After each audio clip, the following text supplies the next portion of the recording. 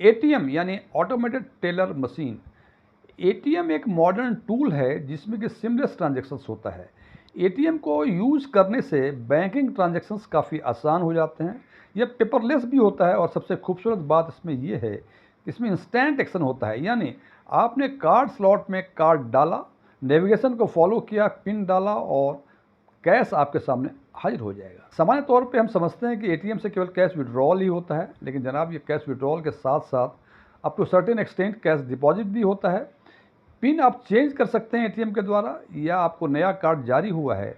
तो उसका green pin भी क्रिएट कर सकते हैं एटीएम का हेल्प लेकर। लेकिन एटीएम के द्वारा जितनी सुविधाएं कस्टमर्स को या बैंक्स को हुई हैं, इसके साथ साथ फ्रॉडस्टर के पास भी आपके साथ फ्रॉड करने के उतने ही मौके हैं। आज की वीडियो में हम चर्चा करेंगे कैश विड्रॉल से संबंधित 7 ऐसे फ्रॉड करने के तरीके जो फ्रॉडस्टर एटीएम पर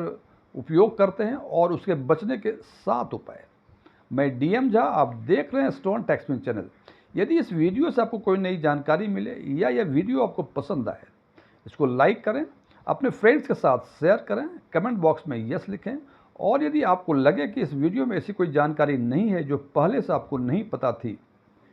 या ये वीडियो ही आपको अच्छा न लगा हो, तो कमेंट बॉक्स में नो लिखें। और यदि आपकी रुचि इन्वेस्टमेंट, खासकर म्यूचुअल फंड इन्वेस्टमेंट, बैंकिंग और डायरेक्ट टैक्सेशन में है और अभी तक आपने हमारे चैनल को सब्सक्राइब नहीं किया है, तो हमारे चैनल को सब्सक्राइब करें और ऑल बटन पर क्लिक करें ताकि हमारे सभी नए वीडियो की नोटिफिकेशन आपको लगातार मिलती रहे। तो सबसे पहले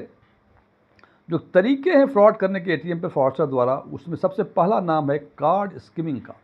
कार्ड स्किमिंग में क्या होता है कि कार्ड स्लॉट जो एटीएम में होते हैं और कीपैड, दोनों पे फ्रॉडस्टर कुछ ऐसा डिवाइस लगा देते हैं जो कि सामान्य तौर पे दिखता नहीं है आपको, और जैसे ही आप कार्ड स्लॉट में कार्ड डालते हैं तो वो सारे इन्फॉर्मेशन वो रीड कर लेता है, और पिन नंबर जो कीपैड में डालते हैं वो पिन भी रीड हो जाता है, और जब पैसे निकाल के आप जाते हैं तो फ्रॉडस्टर उस जानकारी और उस पिन की सहायता से आपके खाते को खाली कर देते हैं। दूसरा तरीका है कार्ड ट्रैपिंग का। इस तरीके में फ्रॉडस्टर कार्ड स्लॉट में कुछ ऐसा डिवाइस लगाते हैं कि जब आपका ट्रांजैक्शन पूरा हो जाएगा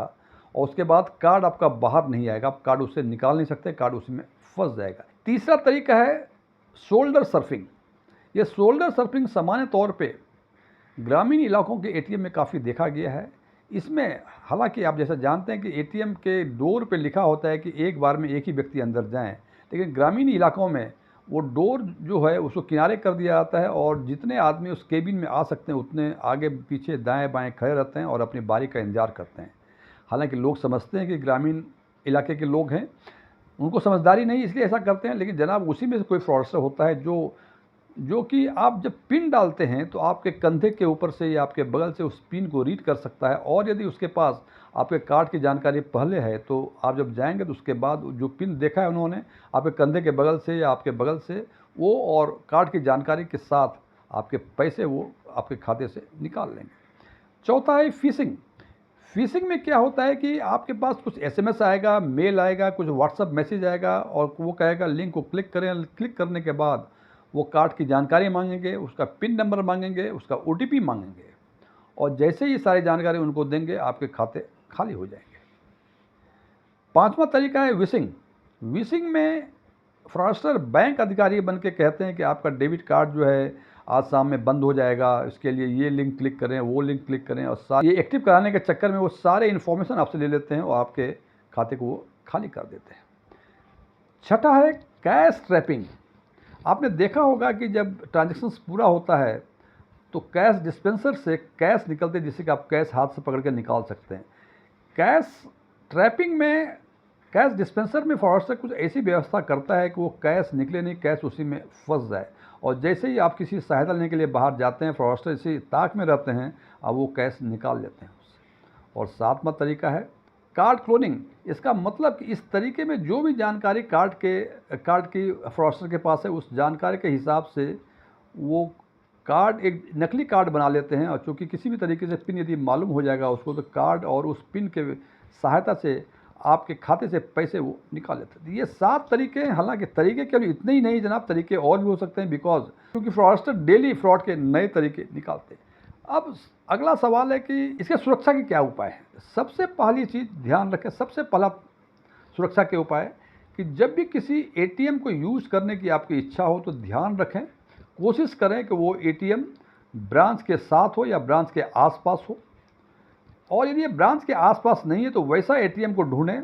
जो 24/7 मैन्ड हो, यानी सिक्योरिटी गार्ड 24 घंटे वहाँ रहता हो, तो वहाँ फ्रॉडस्टर के आने की संभावनाएं काफ़ी कम होती हैं, और जितने तरीके हमने बताए वो तरीके शायद वो अपना ना सकें। इस बात का ध्यान रखें, सुनसान जगह पे जो एटीएम है उसको कतई यूज़ ना करें, वहाँ फ्रॉड की काफ़ी अधिक संभावनाएं होती हैं। दूसरा तरीका कि जब आप पिन डालते हैं तो आप अकेले हों या आपके पीछे भी कोई हो, किसी भी परिस्थिति में पिन डालने के समय उसको ढक लें, सो दैट कि यदि कोई कैमरा भी लगा रखा है कीपैड के ऊपर या कोई आपके शोल्डर सर्फिंग कर रहा है तो वो आपके पिन को देख ना सके। तीसरा तरीका है कि जब भी एटीएम यूज़ करने जाएं, कार्ड स्लॉट और कीपैड को हाथ से छू के देख लें। तो इससे होता क्या है कि यदि उसमें कोई कवर चढ़ा होता है तो कहीं ना कहीं हाथ में महसूस होता है, यदि ऐसा कुछ आपको महसूस होता है तो उस एटीएम को यूज़ ना करें। यदि वैसा कुछ महसूस नहीं होता है, इसका मतलब कोई कवर नहीं है, आपका कोई भी इंफॉर्मेशन चोरी नहीं हो पाएगा। चौथा तरीका है कि यदि कोई दिक्कतें आपको एटीएम से कैश विड्रॉ करने में हो रही है तो किसी अनजान व्यक्ति से सहायता ना लें, क्योंकि वो अनजान व्यक्ति काफ़ी अधिक संभावना है कि वो फ्रॉडस्टर होगा जिन्होंने कोई व्यवस्था कर रखी होगी कि आप उसमें उलझें, उनसे हेल्प लें, और जैसे ही हेल्प लेंगे तो वो आपका पिन भी देख लेंगे, और हो सकता है कि कार्ड आपका वो गिरा दे नीचे और दूसरा कार्ड आपको दे दे। आप पहचान नहीं पाएंगे कि वो कार्ड आपका था या दूसरा दे दिया। उसके बाद क्या होगा कि चूँकि पिन उन्होंने देख लिया है, कार्ड भी एक्सचेंज कर लिया आपसे, तो बाद में वो उस कार्ड को यूज़ करके आपके अकाउंट को खाली कर देंगे। पांचवा तरीका है कि किसी भी परिस्थिति में पिन, ओटीपी, कार्ड का इन्फॉर्मेशन, सीवीवी यानी कार्ड के पीछे जो लास्ट में 3 डिजिट रहता है, वो ये जानकारी किसी से शेयर ना करें, चाहे वो कितना बड़ा अधिकारी ही क्यों ना हो, ये चीज़ें किसी से शेयर ना करें। छठा है कि अपना एसएमएस और ईमेल को एक्टिव रखें, सो दैट इसकी सूचना एसएमएस या ईमेल द्वारा आपको दी जा सके। और सातवां है कि यदि कार्ड खो जाए, कार्ड फंस जाए, तो इमीडिएटली कोशिश ये करें कि कार्ड को ब्लॉक करें। कार्ड को ब्लॉक करने का 2 तरीका, यदि एटीएम शाखा के साथ लगा हुआ है तो ब्रांच में जाएं आप और वहाँ उनसे रिक्वेस्ट करें कि ये आपका खाता नंबर है, कार्ड ब्लॉक करें क्योंकि ये हो गया है, और उनको ये कहें कि लिखना उखना जो है मैं लिख के बाद में दूंगा, सबसे पहले कार्ड ब्लॉक कर दें, क्योंकि हो सकता है कार्ड यदि फंस गया हो या खो गया हो, फ्रॉडस्टर उसका गलत उपयोग न कर ले। दूसरा तरीका है कि जिस भी बैंक ने आपके डेबिट कार्ड इशू किया है उस बैंक का कोई न कोई योनो होगा। उदाहरण के तौर पे पंजाब नेशनल बैंक का पीएनबी 1 है, एसबीआई का योनो है, तो आप ऐप पे तुरंत जाएं और खुद